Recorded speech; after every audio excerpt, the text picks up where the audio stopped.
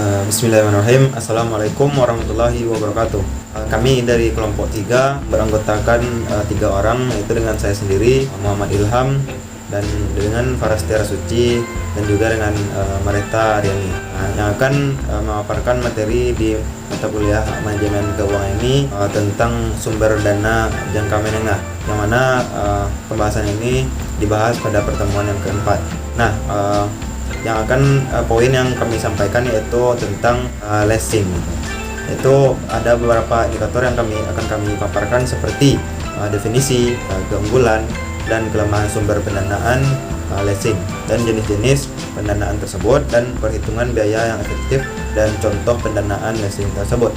Nah, langsung saja, definisi dan keunggulan kelemahan sumber dana ini akan disampaikan oleh Faras Tiara Suci. Assalamualaikum warahmatullahi wabarakatuh. Perkenalkan, nama saya Faras Tiara Suci dengan nomor NIM 19059014. Nah, di video kali ini saya akan menjelaskan tentang definisi sewa guna usaha dan juga keunggulan serta kelemahannya. Nah, yang pertama yaitu definisi dari sewa guna usaha atau leasing. Nah, yaitu kegiatan pembiayaan dalam bentuk penyediaan barang modal, baik secara sewa guna usaha dengan hak opsi maupun sewa guna usaha tanpa hak opsi, untuk digunakan oleh penyewa selama jangka waktu tertentu berdasarkan pembayaran secara berkala. Selanjutnya, saya akan menjelaskan tentang keunggulan dan kelemahan dari leasing atau sewa guna usaha.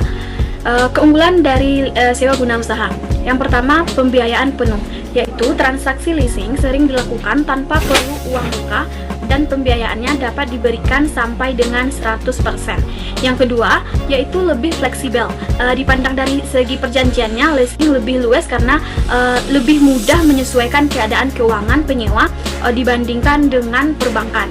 Yang ketiga, sumber pembiayaan alternatif, yang merupakan sumber pembiayaan lain bagi perusahaan dalam neraca yang memberi daya tarik tersendiri pada penyewa tanpa mencantumkan aktiva. Nah, selanjutnya yaitu arus dana. Persyaratan pembayaran di muka relatif lebih kecil akan berpengaruh pada arus dana.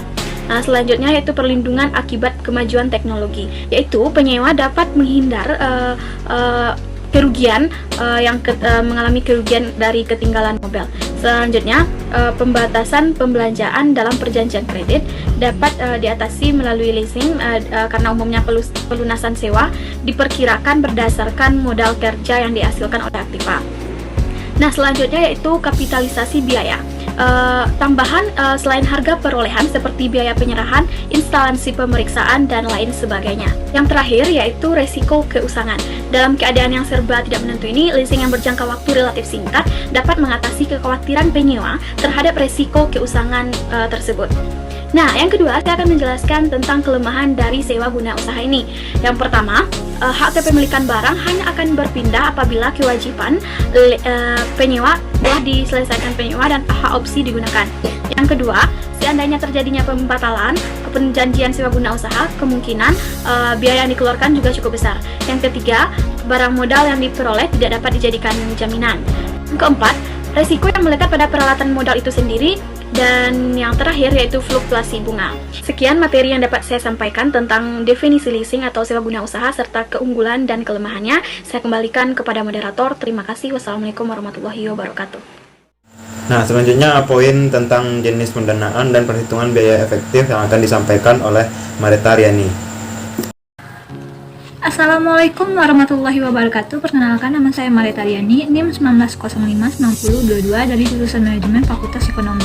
Pada kali ini saya akan membahas mengenai materi yang ketiga, yaitu mengenai jenis-jenis dari leasing. Jika kita masuk ke jenis-jenis leasing bisa dibedakan menjadi 5 jenis dalam proses penerapannya. Nah, kelima jenis leasing tersebut diantaranya adalah yang pertama, capital lease. Capital lease adalah jenis perusahaan leasing yang berasal dari suatu lembaga keuangan. Jenis leasing ini pada umumnya bisa melayani pihak nasabah yang memerlukan kebebasan dalam menentukan barang atau modal dengan spesifik tertentu. Dalam penerapannya sendiri, pihak lessor akan memberikan dana untuk membayar barang yang diperlukan kepada pihak supplier, lantas akan diserahkan kepada pihak penyewa nantinya. Pihak lessor akan memperoleh imbalan berupa nasabah dalam bentuk pembayaran secara angsuran dalam periode tertentu yang sesuai dengan kesepakatan mereka. Nah, yang kedua adalah operating lease. Operating lease adalah suatu jenis perusahaan leasing di mana pihak lessor akan memberi barang untuk disewa kepada nasabahnya dalam kurun waktu tertentu.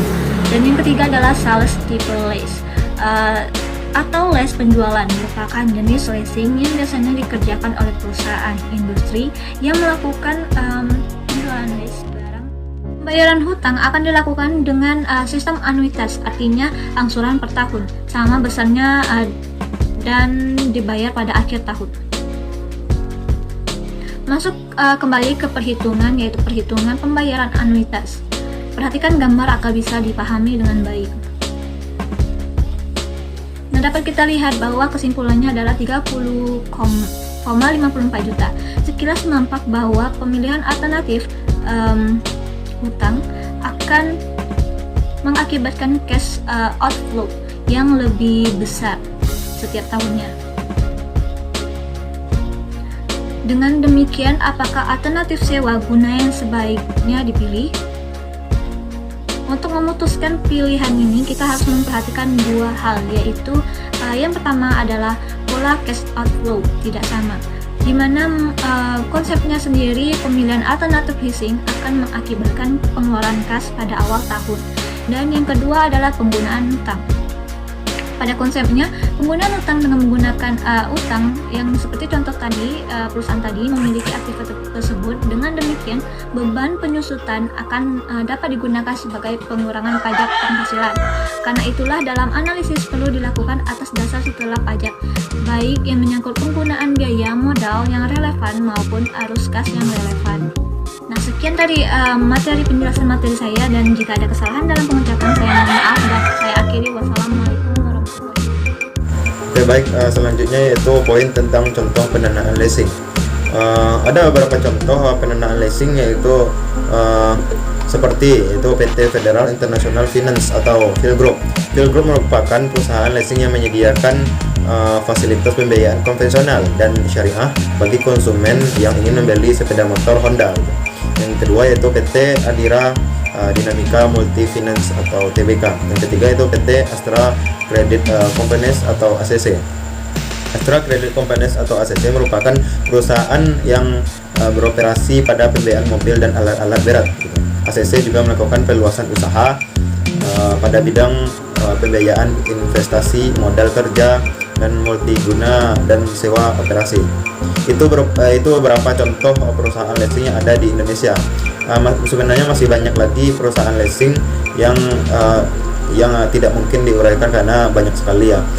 Dan diketahui perkembangan perusahaan leasing di Indonesia mengalami kemajuan dan yang signifikan, sehingga banyak permunculan perusahaan-perusahaan leasing yang menawarkan berbagai kebijakan yang terkadang bikin bingung gitu. Jadi nasabah itu bingung dia milih perusahaan leasing yang mana gitu. Baik, adapun poin tambahan untuk materi itu elemen-elemen leasing. Ada beberapa elemen-elemen leasing. Yang pertama yaitu pembiayaan perusahaan. Yang kedua, penyediaan barang-barang modal. Yang ketiga, pembayaran jangka waktu tertentu. Yang keempat, adanya nilai sisa yang disepakati. Yang kelima, adanya hak pilih. Yang keenam, pembayaran secara berkala. Yang ketujuh, adanya pihak lessor. Yang kedelapan, adanya pihak lessee. Adapun ciri-ciri leasing yaitu yang pertama ada tiga, yaitu yang pertama umumnya terdapat terkait antara jangka waktu lessee dengan masa kegunaan barang lessee. Yang kedua, hak milik dari barang lessee tersebut terdapat pada pihak lessor. Yang ketiga, barang yang menjadi objek leasing adalah barang-barang yang digunakan untuk keperluan suatu perusahaan. Nah, mungkin itulah pembahasan penyampaian dari kelompok kami. Semoga penyampaian itu bermanfaat untuk teman-teman yang mendengar, dan kami mohon maaf apabila ada kesalahan. Selalu jaga kesehatan jasmani maupun rohani. Mungkin diakhiri, assalamualaikum warahmatullahi wabarakatuh.